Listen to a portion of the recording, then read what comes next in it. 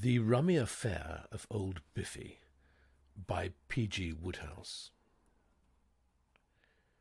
"Jeeves," I said, emerging from the old tub, "rally round." "Yes, sir." I beamed on the man with no little geniality.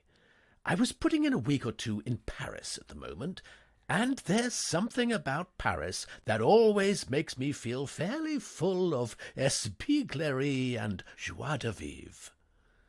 "Lay out our gents' medium-smart raiment, suitable for bohemian revels," I said. "I am lunching with an artist bloke on the other side of the river." "Very good, sir." "And if anybody calls me, Jeeves, say that I shall be back towards the quiet evenfall." "Yes, sir. Mr. Biffin rang up on the telephone while you were in your bath." "Mr. Biffin? Good heavens!" Amazing how one's always running across fellows in foreign cities. Coves, I mean, whom you haven't seen for ages and would have betted weren't anywhere in the neighbourhood. Paris was the last place I should have expected to find old Biffy popping up. There was a time when he and I had been lads about town together, lunching and dining together practically every day. But some 18 months back his old godmother had died and left him that place in Herefordshire, and he had retired there to wear gaiters and prod cows in the ribs and generally be the country gentleman and landed proprietor. Since then I had hardly seen him. Old Biffy in Paris? What's he doing here?" "He did not confide in me, sir," said Jeeves. A trifle frostily, I thought. It sounded somehow as if he didn't like Biffy, and yet they had always been matey enough in the old days. "Where's he staying?" "At the Hotel Avenida, Rue du Colisée, sir. He informed me that he was about to take a walk and would call this afternoon." "Well, if he comes when I'm out, tell him to wait. And now, Jeeves, mes gants, mon chapeau, et le wangi de monsieur. I must be popping." It was such a corking day, and I had so much time in hand that near the Sorbonne I stopped my cab, decided to walk the rest of the way. And I had hardly gone 3 steps and a half when there on the pavement before me stood old Biffy in person. If I had completed the last step I should have rammed him. "Biffy!" I cried. "Well, well, well!" He peered at me in a blinking kind of way, rather like one of his Herefordshire cows prodded unexpectedly while lunching. "Bertie," he gurgled in a devout sort of tone. "Thank God!" He clutched my arm. "Don't leave me, Bertie. I'm lost." "What do you mean, lost?" I came out for a walk and suddenly discovered after a mile or two that I didn't know where on earth I was. I've been wandering round in circles for hours." "Why didn't you ask the way?" "I can't speak a word of French." "Well, why didn't you call a taxi?" "I suddenly discovered I'd left all my money at my hotel." "You could have taken a cab and paid it when you got to the hotel." "Yes, but I suddenly discovered, dash it, that I'd forgotten its name."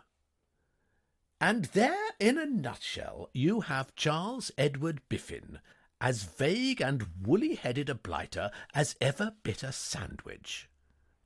Goodness knows, and my Aunt Agatha will bear me out in this, I'm no mastermind myself, but compared with Biffy, I'm one of the great thinkers of all time. "I'd give a shilling," said Biffy wistfully, "to know the name of that hotel." "You owe it me. Hotel Avenida, Rue du Colisée." "Bertie, that is uncanny. How the deuce did you know?" "That was the address you left with Jeeves this morning." "So it was. I had forgotten." Well, come along and have a drink, and then I'll put you in a cab and send you home. I'm engaged for lunch, but I've plenty of time. We drifted to one of the 11 cafes which jostled each other along the street, and I ordered restoratives. "What on earth are you doing in Paris?" I asked. "Bertie, old man," said Biffy solemnly, "I came here to try and forget." "Well, you've certainly succeeded." You don't understand. The fact is, Bertie, old lad, my heart is broken. I'll tell you the whole story." "No, I say," I protested, but he was off. "Last year," said Biffy, "I buzzed over to Canada to do a bit of salmon fishing." I ordered another. If this was going to be a fish story, I needed stimulants. On the liner, going to New York, I met a girl. Biffy made a sort of curious gulping noise, not unlike a bulldog trying to swallow half a cutlet in a hurry so as to be ready for the other half. "Bertie, old man, I can't describe her. I simply can't describe her." This was all to the good. She was wonderful. We used to walk on the boat deck after dinner. She was on the stage, at least sort of. "How do you mean, sort of?" "Well, she had posed for artists and been a mannequin in a big dressmaker's and all that sort of thing, don't you know? Anyway, she had saved up a few pounds and was on her way to see if she could get a job in New York. She told me all about herself. Her father ran a milk walk in Clapham. It may have been Cricklewood. At least it was either a milk walk or a boot shop." "Easily confused." "What I'm trying to make you understand," said Biffy, "is that she came of good, sturdy, respectable, middle-class stock. Nothing flashy about her. The sort of wife any man might have been proud of." "Well, whose wife was she?" "Nobody's. That's the whole point of the story. I wanted her to be mine, and I lost her." "Had a quarrel, you mean?" "No, I don't mean we had a quarrel. I mean I literally lost her. The last I ever saw of her was in the customs shed at New York. We were behind a pile of trunks, and I had just asked her to be my wife, and she had just said she would, and everything was perfectly splendid, when a most offensive blighter in a peaked cap came up to talk about some cigarettes which he had found at the bottom of my trunk, and which I had forgotten to declare. It was getting pretty late by then, for we hadn't docked till about 10:30, so I told Mabel to go to her hotel, and I would come round next day and take her to lunch. And since then I haven't set eyes on her." "You mean she wasn't at the hotel?" "Probably she was, but "You don't mean you never turned up?" "Bertie, old man," said Biffy, in an overwrought kind of way, "for heaven's sake don't keep trying to tell me what I mean and what I don't mean. Let me tell this my own way, or I shall get all mixed up and have to go back to the beginning." "Tell it your own way," I said hastily. "Well, then, to put in a word, Bertie, I forgot the name of the hotel. By the time I'd done half an hour's heavy explaining about those cigarettes, my mind was a blank. I had an idea I had written the name down somewhere, but I couldn't have done, for it wasn't on any of the papers in my pocket. No, it was no good. She was gone." "Why didn't you make inquiries?" "Well, the fact is, Bertie, I had forgotten her name." "Oh, no, dash it," I said. This seemed a bit too thick, even for Biffy. "How could you forget her name? Besides, you told me a moment ago, Muriel or something." "Mabel," corrected Biffy coldly. "It was her surname I'd forgotten. So I gave it up and went to Canada." "But half a second," I said. "You must have told her your name. I mean, if you couldn't trace her, she could trace you." "Exactly. That's what makes it all seem so infernally hopeless. She knows my name and where I live and everything, but I haven't heard a word from her. I suppose when I didn't turn up at the hotel, she took it that was my way of hinting delicately that I had changed my mind and wanted to call the thing off." "I suppose so," I said. There didn't seem anything else to suppose. "Well, the only thing to do is to whiz round and try to heal the wound, what? How about dinner tonight, winding up at Abbey or one of those places?"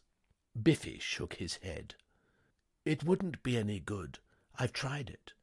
Besides, I'm leaving on the 4 o'clock train. I have a dinner engagement tomorrow with a man who's nibbling at the house of mine in Herefordshire." "Oh, are you trying to sell that place? I thought you liked it." "I did, but the idea of going on living in that great lonely barn of a house after what has happened appalls me, Bertie. So when Sir Roderick Glossop came along—" "Sir Roderick Glossop? You don't mean the loony doctor?" "The great nerve specialist, yes. Why, do you know him?" It was a warm day, but I shivered.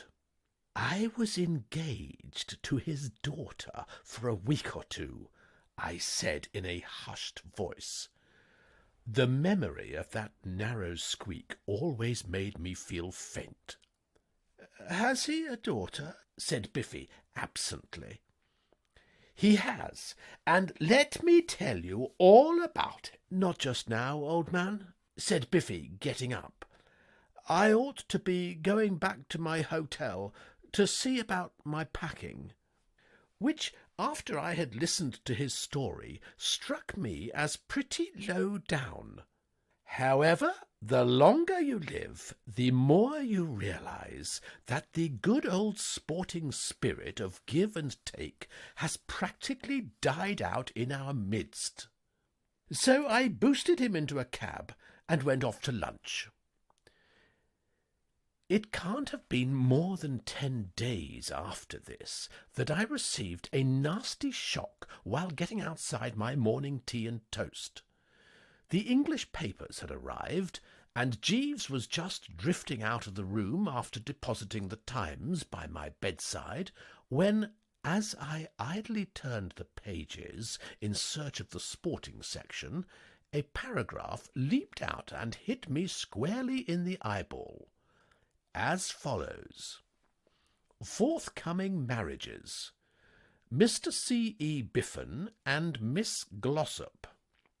The engagement is announced between Charles Edward, only son of late Mr. E. C. Biffin and Mrs. Biffin of 11 Penslow Square, Mayfair, and Honoria Jane Louise, only daughter of Sir Roderick and Lady Glossop, of 6B Harley Street West." "Great Scott!" I exclaimed. "Sir?" said Jeeves, turning at the door. "Jeeves, you remember Miss Glossop?" "Very vividly, sir." "She's engaged to Mr. Biffin." "Indeed, sir," said Jeeves, and without another word he slid out. The blighter's calm amazed and shocked me. It seemed to indicate that there must be a horrible streak of callousness in him. I mean to say, it wasn't as if he didn't know Honoria Glossop. I read the paragraph again. A peculiar feeling it gave me. I don't know if you have ever experienced the sensation of seeing the announcement of the engagement of a pal of yours to a girl whom you were only saved from marrying yourself by the skin of your teeth. It induces a sort of— well, it's difficult to describe it exactly, But I should imagine a fellow would feel much the same if he happened to be strolling through the jungle with a boyhood chum and met a tigress or jaguar or what not, and managed to shinny up a tree and look down and saw the friend of his youth vanishing into the undergrowth in the animal's slavering jaws. A sort of profound, prayerful relief, if you know what I mean, blended at the same time with a pang of pity. What I'm driving at is that, thankful as I was that I hadn't had to marry Honoria myself, I was sorry to see a good chap like Biffy copping it. I sucked down a spot of tea and began to brood over the business. Of course, there are probably fellows in the world, tough, hardy blokes with strong chins and glittering eyes, who could get engaged to this Glossop menace and like it, but I knew perfectly well that Biffy was not one of them. Honoria, you see, is one of those robust, dynamic girls with the muscles of a welterweight and a laugh like a squadron of cavalry charging over a tin bridge. A beastly thing to have to face over the breakfast table. Brainy, moreover, the sort of girl who reduces you to pulp with 16 sets of tennis and a few rounds of golf, and then comes down to dinner as fresh as a daisy, expecting you to take an intelligent interest in Freud. If I had been engaged to her another week, her old father would have had one more patient on his books. And Biffy is much the same quiet, sort of peaceful, inoffensive bird as me. I was shocked, I tell you, shocked. And, as I was saying, the thing that shocked me most was Jeeves's frightful lack of proper emotion. The man happening to float in at this juncture, I gave him one more chance to show some human sympathy. "You got the name correctly, didn't you, Jeeves? I said Mr. Biffin is going to marry Honoria Glossop, the daughter of the old boy with the egg-like head and the eyebrows." "Yes, sir. Which suit would you wish me to lay out this morning?"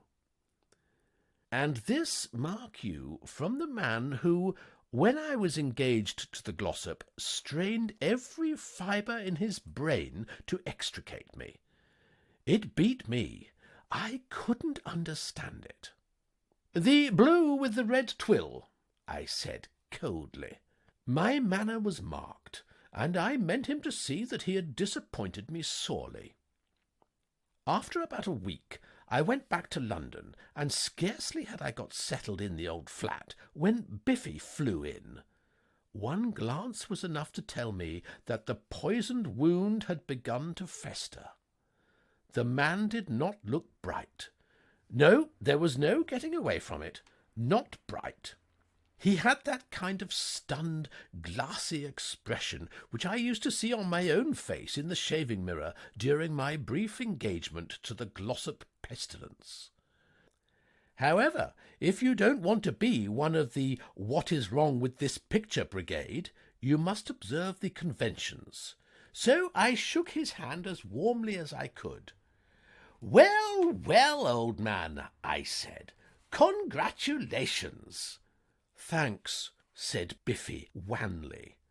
There was rather a weighty silence. "Bertie," said Biffy, after the silence had lasted about 3 minutes. "Hello?" "Is it really true?" "What?" "Oh, nothing," said Biffy, and conversation languished again. After about a minute and a half, he came to the surface once more. "Bertie?" "Still here, old thing. What is it?" "I say, Bertie, is it really true that you were once engaged to Honoria?" "It is." Biffy coughed. How did you get out?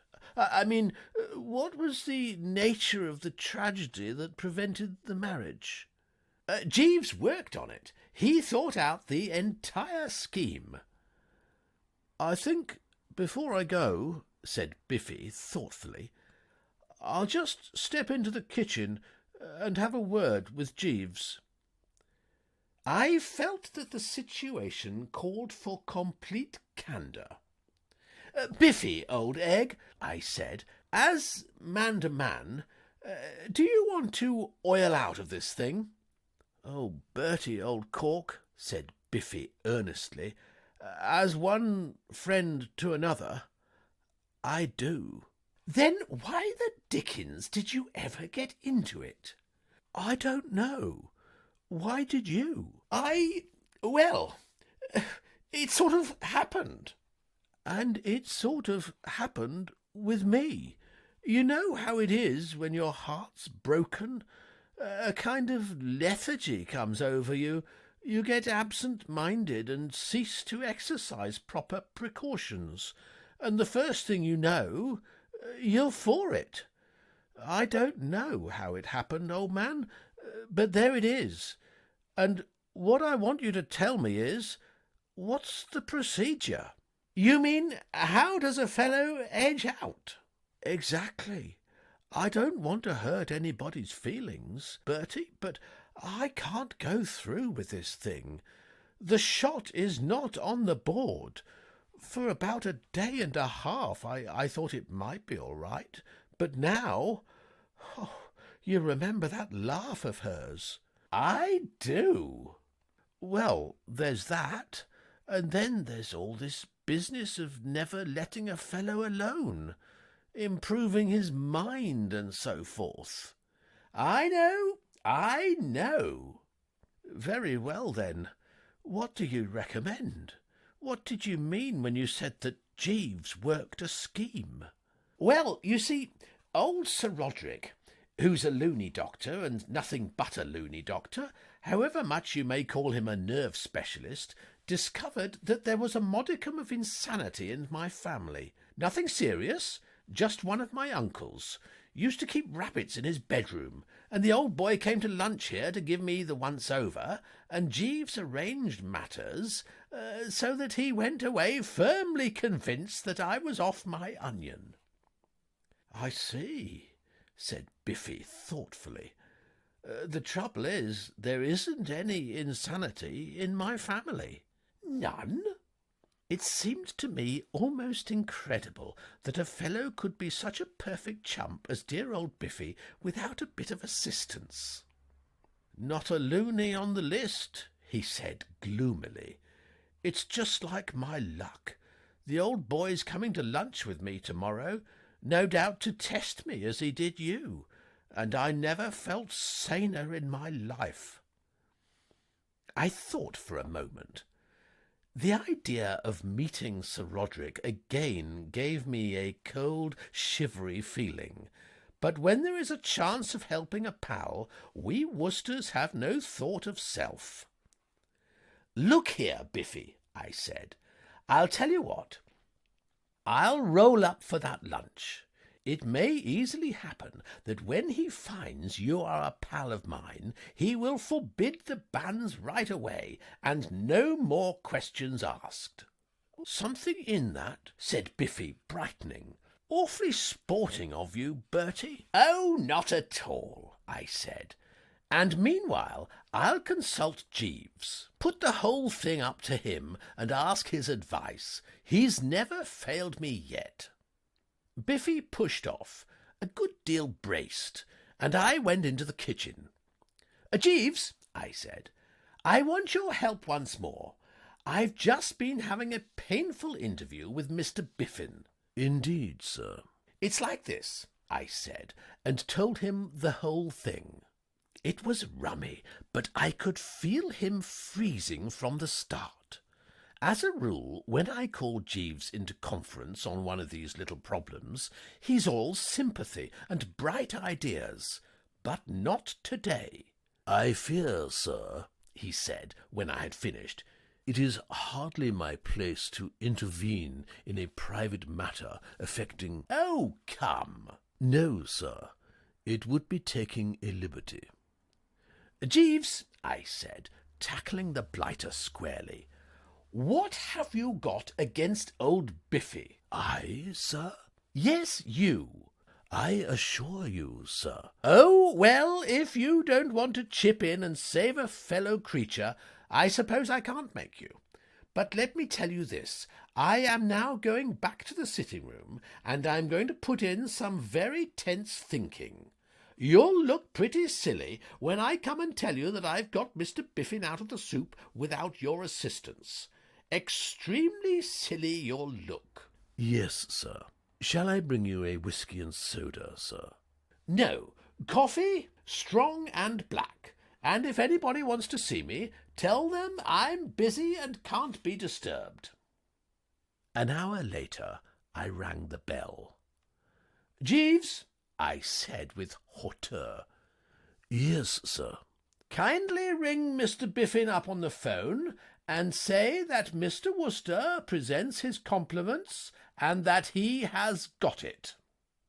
I was feeling more than a little pleased with myself next morning as I strolled round to Biffy's.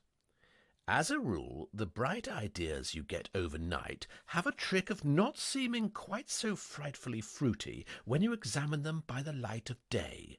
But this one looked as good at breakfast as it had done before dinner. I examined it narrowly from every angle, and I didn't see how it could fail. A few days before, my Aunt Emily's son, Harold, had celebrated his 6th birthday, and being up against the necessity of weighing in with a present of some kind, I had happened to see in a shop on the Strand a rather sprightly little gadget, well calculated, in my opinion, to amuse the child and endear him to one and all. It was a bunch of flowers in a sort of holder ending in an ingenious bulb attachment which, when pressed, shot about 1.5 pints of pure spring water into the face of anyone who was an ass enough to sniff at it. It seemed to me just the thing to please the growing mind of a kid of 6, and I had rolled round with it. But when I got to the house, I found Harold sitting in the midst of a mass of gifts so luxurious and costly that I simply hadn't the crust to contribute a thing that had set me back a mere 11 halfpenny.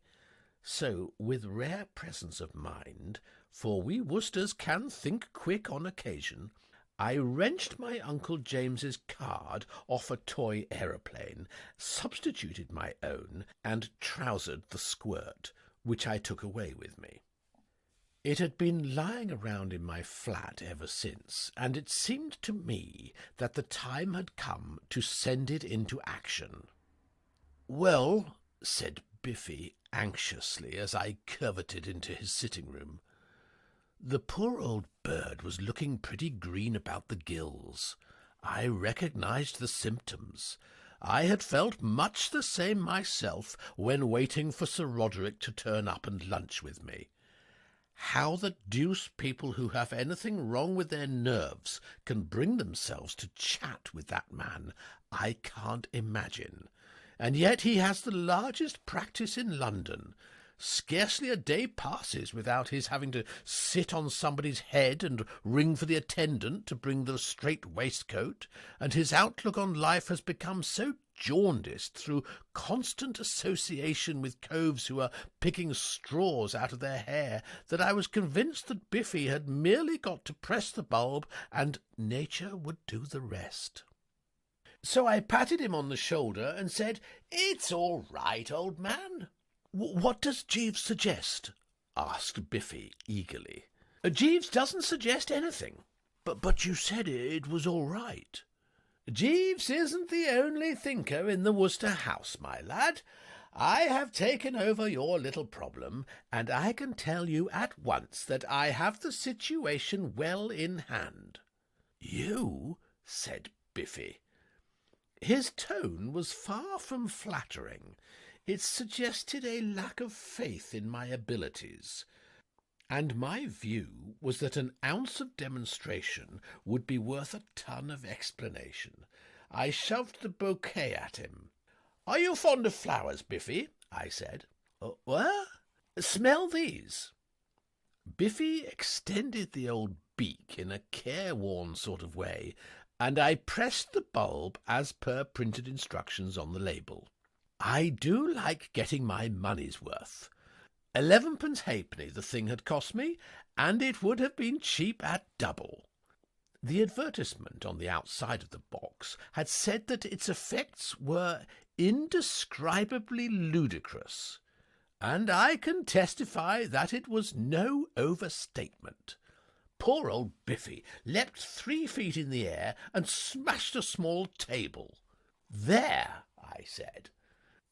The old egg was a trifle incoherent at first, but he found words fairly soon and began to express himself with a good deal of warmth. "Calm yourself, laddie," I said, as he paused for breath. "It was no mere jest to pass an idle hour. It was a demonstration. Take this, Biffy, with an old friend's blessing. Refill the bulb, shove it into Sir Roderick's face, press firmly, and leave the rest to him.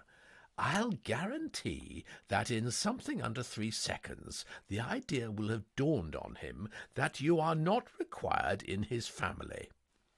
Biffy stared at me. "Are you suggesting that I squirt Sir Roderick?" "Absolutely. Squirt him good. Squirt as you never squirted before." "But—" He was still yammering at me in a feverish sort of way when there was a ring at the front door-bell. "Good Lord!" cried Biffy, quivering like a jelly. "There he is. Talk to him while I go and change my shirt." I had just time to refill the bulb and shove it beside Biffy's plate when the door opened and Sir Roderick came in. I was picking up the fallen table at the moment, and he started talking brightly to my back. "Good afternoon. I trust I am not Mr. Wooster." I'm bound to say I was not feeling entirely at my ease. There is something about the man that is calculated to strike terror into the stoutest heart. If there was a bloke at the very mention of whose name it would be excusable for people to tremble like aspens, that bloke is Sir Roderick Glossop. He has an enormous bald head, all the hair which ought to be on it seeming to have run into his eyebrows, and his eyes go through you like a couple of death rays. How are you? How are you? How are you?" I said, overcoming a slight desire to leap backwards out of the window. "Long time since we met, what?" "Nevertheless, I remember you most distinctly, Mr. Wooster." "Oh, that's fine," I said. "Old Biffy asked me to come and join you in mangling a bit of lunch." He waggled the eyebrows at me. "Are you a close friend of Charles Biffin?" "Oh, rather. Been friends for years and years." He drew in his breath sharply, and I could see that Biffy's stock had dropped several points. His eye fell on the floor, which was strewn with things which had tumbled off the upset table. "Have you had an accident?" he said. "Nothing serious," I explained. "Old Biffy had some sort of fit or seizure just now and knocked over the table." "A fit?" "Or seizure." "Is he subject to fits?" I was about to answer when Biffy hurried in. He had forgotten to brush his hair, which gave him a wild look, and I saw the old boy direct a keen glance at him. It seemed to me that what you might call the preliminary spade work had been most satisfactorily attended to, and the success of the good old bulb could be in no doubt whatever. Biffy's man came in with the nose-bags, and we sat down to lunch. It looked at first as though the meal was going to be one of those complete frosts which occur from time to time in the career of a constant luncher out. Biffy, a very C3 host, contributed nothing to the feast of reason and flow of soul beyond an occasional hiccup, and every time I started to pull a nifty, Sir Roderick swung round on me with such a piercing stare that it stopped me in my tracks. Fortunately, however, the second course consisted of a chicken fricassee of such outstanding excellence that the old boy, after wolfing a plateful, handed up his dinner pail for a second instalment, and became almost genial. "I am here this afternoon, Charles," he said, with what practically amounted to bonhomie, "on what I might describe as a mission. Yes, a mission. This is most excellent chicken." "Oh, glad you like it," mumbled old Biffy. "Singularly toothsome," said Sir Roderick, pronging another half-ounce. Yes, as I was saying, a mission. You young fellows nowadays are, I know, content to live in the centre of the most wonderful metropolis the world has seen, blind and indifferent to its many marvels. I should be prepared, were I a betting man, which I am not, to wager a considerable sum that you have never in your life visited even so historic a spot as Westminster Abbey. Am I right?" Biffy gurgled something about always having meant to. "Nor the Tower of London." "No, nor the Tower of London." "And there exists at this very moment, not 20 minutes by cab from Hyde Park Corner, the most supremely absorbing and educational collection of objects, both animate and inanimate, gathered from the four corners of the empire, that has ever been assembled in England's history. I allude to the British Empire exhibition now situated at Wembley." "A fellow told me one about Wembley yesterday," I said, to help on the cheery flow of conversation. "Stop me if you've heard it before. Chap goes up to deaf chap outside the exhibition and says, 'Is this Wembley?' 'Eh?' says deaf chap. 'Is this Wembley?' says chap. 'Eh?' says deaf chap. 'Is this Wembley?' says chap. 'No, Thursday,' says deaf chap. I mean, what?" The merry laughter froze on my lips. Sir Roderick sort of just waggled an eyebrow in my direction, and I saw that it was back to the basket for Bertram. I never met a man who had such a knack of making a fellow feel like a waste product. "Have you yet paid a visit to Wembley, Charles?" he asked. "No, precisely as I suspected. Well, that is the mission on which I am here this afternoon. Honoria wishes me to take you to Wembley. She says it will broaden your mind, in which view I am at one with her. We will start immediately after luncheon." Biffy cast an imploring look at me. "You'll come too, Bertie?"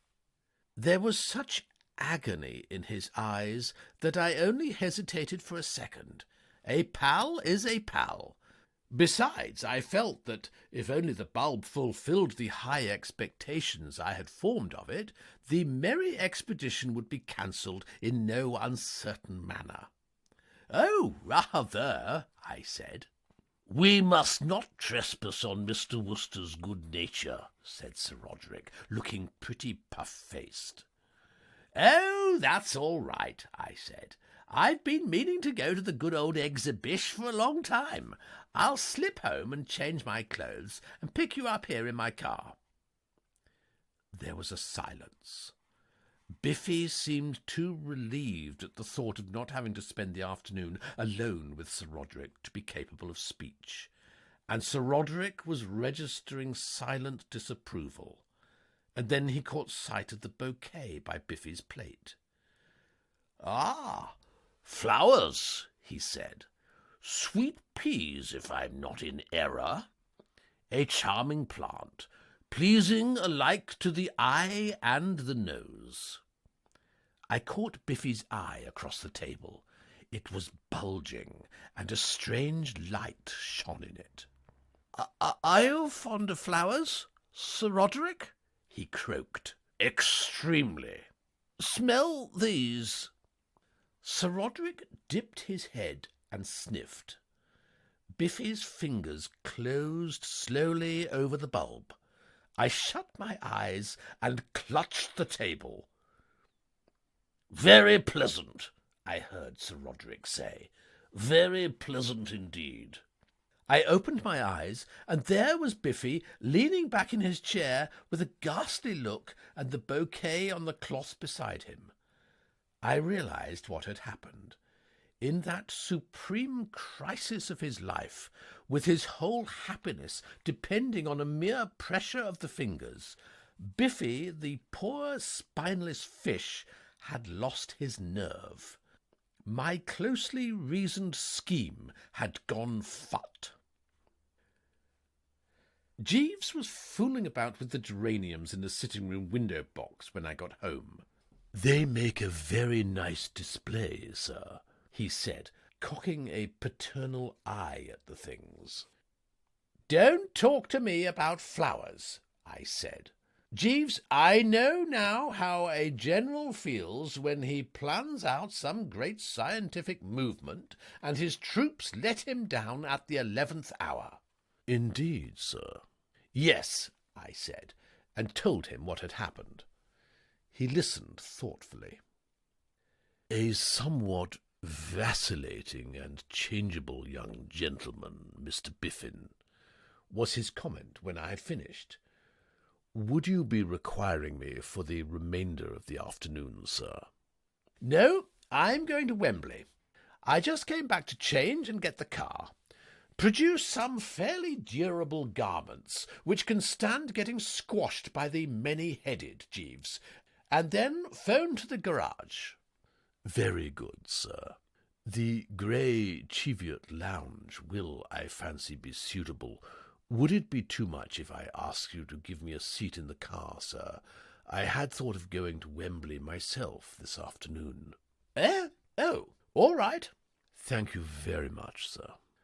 I got dressed, and we drove round to Biffy's flat. Biffy and Sir Roderick got in at the back, and Jeeves climbed into the front seat next to me. Biffy looked so ill-attuned to an afternoon's pleasure that my heart bled for the blighter, and I made one last attempt to appeal to Jeeves's better feelings. "I must say, Jeeves," I said, "I'm dashed disappointed in you." "I am sorry to hear that, sir." "Well, I am. Dashed disappointed. I do think you might rally round. Did you see Mr. Biffin's face?" "Yes, sir." "Well, then?"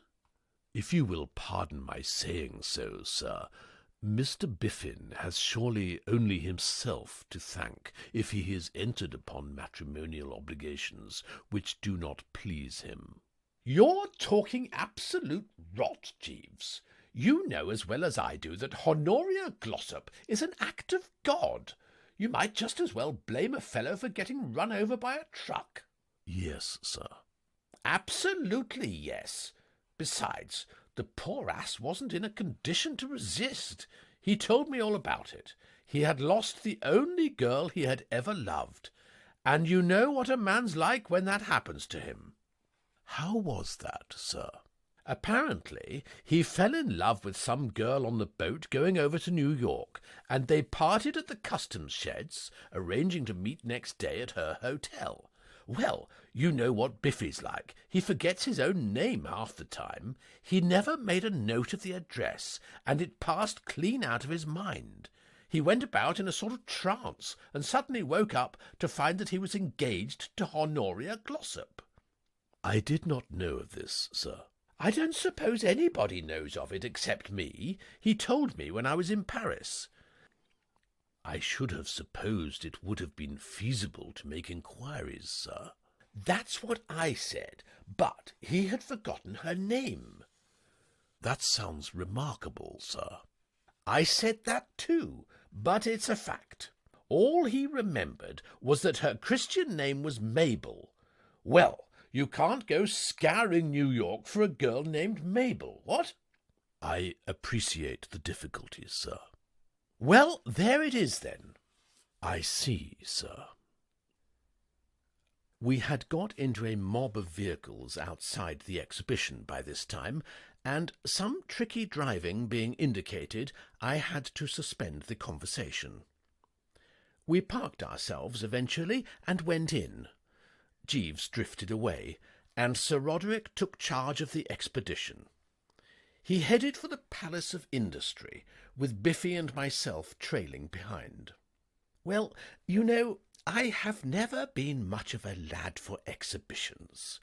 The citizenry in the mass always rather puts me off, and after I have been shuffling along with the multitude for a quarter of an hour or so, I feel as if I were walking on hot bricks. About this particular binge, too, there seemed to me a lack of what you might call human interest. I mean to say, millions of people, no doubt, are so constituted that they scream with joy and excitement at the spectacle of a stuffed porcupine fish or a glass jar of seeds from Western Australia. But not Bertram.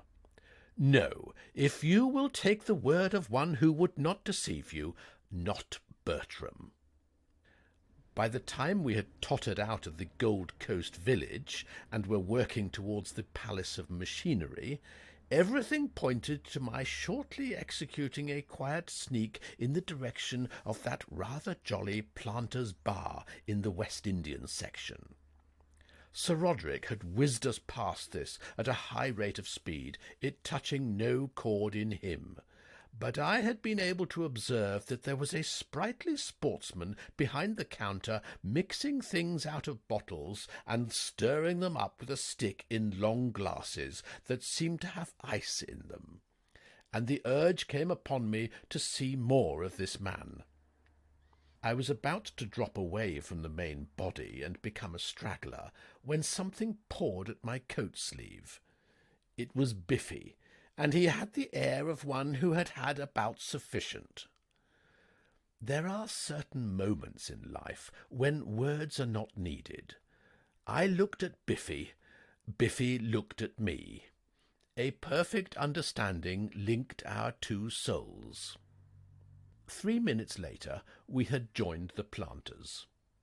I have never been in the West Indies, but I am in a position to state that in certain of the fundamentals of life they are streets ahead of our European civilization. The man behind the counter, as kindly a bloke as I ever wished to meet, seemed to guess our requirements the moment we hove in view. Scarcely had our elbows touched the wood before he was leaping to and fro, bringing down a new bottle with each leap. A planter, apparently, does not consider he has had a drink unless it contains at least 7 ingredients, and I'm not saying, mind you, that he isn't right. The man behind the bar told us the things were called green swizzles, and if ever I marry and have a son, Green Swizzle Worcester is the name that will go down on the register in memory of the day his father's life was saved at Wembley. After the third, Biffy breathed a contented sigh. "Where do you think Sir Roderick is?" he said. "Biffy, old thing," I replied frankly, "I'm not worrying." "Bertie, old bird," said Biffy, "nor am I." He sighed again, and broke a long silence by asking the man for a straw. "Bertie," he said, "I've just remembered something rather rummy. You know Jeeves?" I said I knew Jeeves. "Well, a rather rummy incident occurred as we were going into this place. Old Jeeves sidled up to me and said something rather rummy. You'll never guess what it was." "No, I don't believe I ever shall."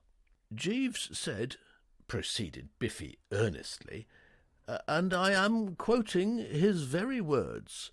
Jeeves said, "Mr. Biffin," addressing me, you understand. "I understand."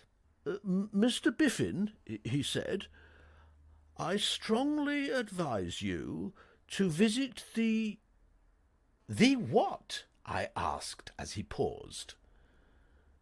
"Bertie, old man," said Biffy, deeply concerned, "I've absolutely forgotten." I stared at the man. "What I can't understand," I said, "is how you manage to run that Herefordshire place of yours for a day. How on earth do you remember to milk the cows and give the pigs their dinner?" "Oh, that's all right. There are divers blokes about the place, hirelings and menials, you know, who look after all that." "Ah," I said. "Well, that being so, let us have one more green swizzle, and then hey for the amusement park." When I indulged in those few rather bitter words about exhibitions, it must be distinctly understood that I was not alluding to what you might call the more earthy portion of these curious places. I yield to no man in my approval of those institutions where, on payment of a shilling, you are permitted to slide down a slippery runway sitting on a mat. I love the jiggle-joggle, and I am prepared to take on all and sundry at skee-ball, for money, stamps, or Brazil nuts. But, joyous reveller as I am on these occasions, I was simply not in it with old Biffy. Whether it was the green swizzles, or merely the relief of being parted from Sir Roderick, I don't know. But Biffy flung himself into the pastimes of the proletariat with a zest that was almost frightening. I could hardly drag him away from the whip, and as for the switchback, he looked like spending the rest of his life on it. I managed to remove him at last, and he was wandering through the crowd at my side with gleaming eyes, hesitating between having his fortune told and taking a whirl at the wheel of joy, when he suddenly grabbed my arm and uttered a sharp animal cry. "Bertie, now what?" He was pointing at a large sign over a building. "Look, Palace of Beauty." I tried to choke him off. I was getting a bit weary by this time, not so young as I was. "You don't want to go in there," I said. "A fellow at the club was telling me about that. It's only a lot of girls. You don't want to see a lot of girls." "I do want to see a lot of girls," said Biffy firmly. "Dozens of girls, and the more unlike Honoria they are, the better. Besides, I've suddenly remembered that that's the place Jeeves told me to be sure and visit. It all comes back to me. Mr. Biffin, he said, I strongly advise you to visit the Palace of Beauty. Now, what the man was driving at, or what his motive was, I don't know, but I ask you, Bertie, is it wise, is it safe, is it judicious ever to ignore Jeeves's lightest word? We enter by the door on the left. I don't know if you know this Palace of Beauty place. It's a sort of aquarium full of the delicately nurtured instead of fishes. You go in, and there is a kind of cage with a female goggling out at you through a sheet of plate glass. She's dressed in some weird kind of costume, and over the cage is written Helen of Troy. You pass on to the next, and there's another one doing jiu-jitsu with a snake. Subtitle, Cleopatra. You get the idea. Famous women through the ages and all that. I can't say it fascinated me to any great extent. I maintain that a lovely woman loses a lot of her charm if you have to stare at her in a tank. Moreover, it gave me a rummy sort of feeling of having wandered into the wrong bedroom at a country house, and I was flying past it at a fair rate of speed, anxious to get it over, when Biffy suddenly went off his rocker. At least it looked like that. He let out a piercing yell, grabbed my arm with a sudden clutch that felt like the bite of a crocodile, and stood there gibbering. "Whack! Whack!" ejaculated Biffy, or words to that general import. A large and interested crowd had gathered round. I think they thought the girls were going to be fed or something, but Biffy paid no attention to them. He was pointing in a loony manner at one of the cages. I forget which it was, but the female inside wore a ruff, so it may have been Queen Elizabeth, or Boadicea, or someone of that period. She was rather a nice-looking girl, and she was staring at Biffy in much the same pop-eyed way as he was staring at her. "Mabel!" yelled Biffy, going off in my ear like a bomb. I can't say I was feeling my chirpiest. Drama is all very well, but I hate getting mixed up in it in a public spot. And I had not realized before how dashed public this spot was. The crowd seemed to have doubled itself in the last 5 seconds, and while most of them had their eye on Biffy, quite a goodish few were looking at me as if they thought I was an important principal in the scene, and might be expected at any moment to give of my best in the way of wholesome entertainment for the masses. Biffy was jumping about like a lamb in the springtime, and what is more, a feeble-minded lamb. "Bertie! It's her! It's her!" He looked about him wildly. "Where the deuce is the stage door?" he cried. "Where's the manager? I want to see the house manager immediately." And then he suddenly bounded forward and began hammering on the glass with his stick. "I say, old lad," I began, but he shook me off. These fellows who live in the country are apt to go in for fairly sizable clubs instead of the light canes which your well-dressed man about town considers suitable for metropolitan use, and down in Herefordshire, apparently, something in the nature of a knobkerrie is de rigueur. Biffy's first slosh smashed the glass all to a hash. 3 more cleared the way for him to go into the cage without cutting himself.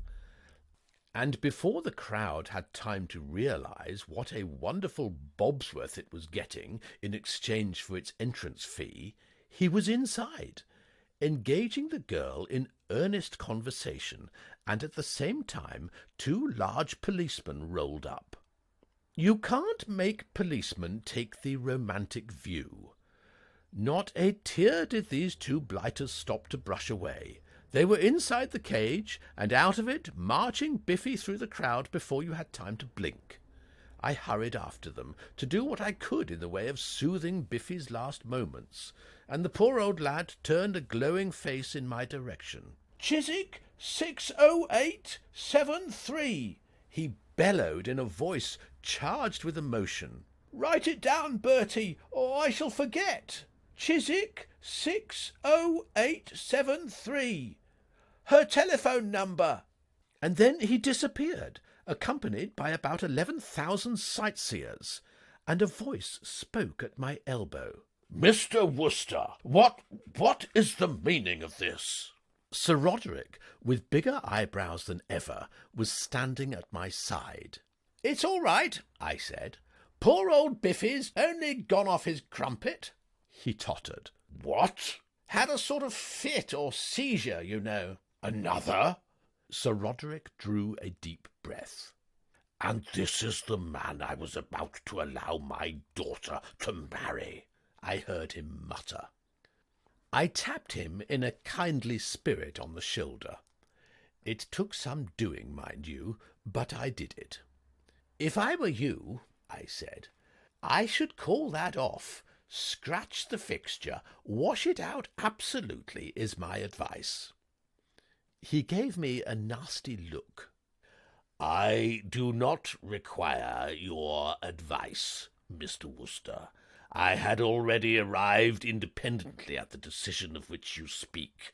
Mr. Wooster, you are a friend of this man, a fact which should in itself have been sufficient warning to me.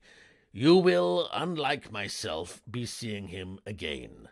Kindly inform him, when you do see him, that he may consider his engagement at an end." "Right-o," I said, and hurried off after the crowd. It seemed to me that a little bailing out might be in order. It was about an hour later that I shoved my way out to where I had parked the car. Jeeves was sitting in the front seat, brooding over the cosmos. He rose courteously as I approached. "You are leaving, sir?" "I am." "And Sir Roderick, sir?" "Not coming. I am revealing no secrets, Jeeves, when I inform you that he and I have parted brass rags. Not on speaking terms now." "Indeed, sir. And Mr. Biffin? Will you wait for him?" "No, he's in prison." "Really, sir?" "Yes, I tried to bail him out, but they decided on second thoughts to coop him up for the night." "What was his offence, sir?" "You remember that girl of his I was telling you about? He found her in a tank at the Palace of Beauty and went after her by the quickest route, which was via a plate-glass window. He was then scooped up and borne off in irons by the constabulary." I gazed sideways at him. It is difficult to bring off a penetrating glance out of the corner of your eye, but I managed it. "Jeeves," I said, "there is more in this plan than the casual observer would suppose. You told Mr. Biffin to go to the Place of Beauty. Did you know the girl would be there?" "Yes, sir." This was most remarkable and rummy to a degree. "Dash it, do you know everything?" "Oh, no, sir," said Jeeves with an indulgent smile, humouring the young master. "Well, how did you know that?" "I happen to be acquainted with the future Mrs. Biffin, sir." "I see. Then you knew all about that business in New York?" "Yes, sir, and it was for that reason that I was not altogether favourably disposed towards Mr. Biffin when you were first kind enough to suggest that I might be able to offer some slight assistance. I mistakenly supposed that he had been trifling with the girl's affections, sir. But when you told me the true facts of the case, I appreciated the injustice I had done to Mr. Biffin, and endeavoured to make amends." "Well, he certainly owes you a lot. He's crazy about her." "That is very gratifying, sir." "And she ought to be pretty grateful to you, too. Old Biffy's got 15,000 a year, not to mention more cows, pigs, hens, and ducks than he knows what to do with. A dashed useful bird to have in any family." "Yes, sir." "Tell me, Jeeves," I said, "how did you happen to know the girl in the first place?" Jeeves looked dreamily out into the traffic. "She is my niece, sir. If I might make the suggestion, sir, I should not jerk the steering wheel with quite such suddenness. We very nearly collided with that omnibus." And that was The Rummy Affair of Old Biffy, read by Nick Martin.